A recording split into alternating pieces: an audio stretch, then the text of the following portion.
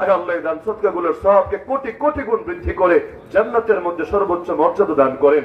আয় আল্লাহ এগুলোর উসিলায় দুনিয়া এবং আখিরাতের সকল ধরনের পেরেশানি থেকে তাদেরকে হেফাজত করেন। আয় আল্লাহ প্রতিটা দাতার বাবা মা এবং যারা দুনিয়া থেকে চলে গিয়েছেন তাদের এই দানের উসিলায় প্রত্যেকের কবরকে আপনি জান্নাতের বাগানে পরিণত করেন।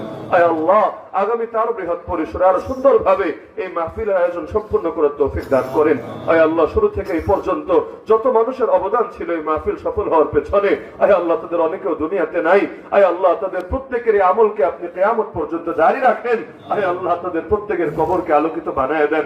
আয় আল্লাহ মৃত্যুর সময় ঈমানটা নিয়ে যাওয়ার তৌফিক দিয়েন। আয় আল্লাহ আমাদের কবরকে প্রশস্ত আর আলোকিত বানিয়ে দিয়েন। আয় আল্লাহ কিয়ামতের দিন ডান হাতে আমলনামা দিয়েন, মিজানে নেকের পাল্লা ভারী করে দিয়েন।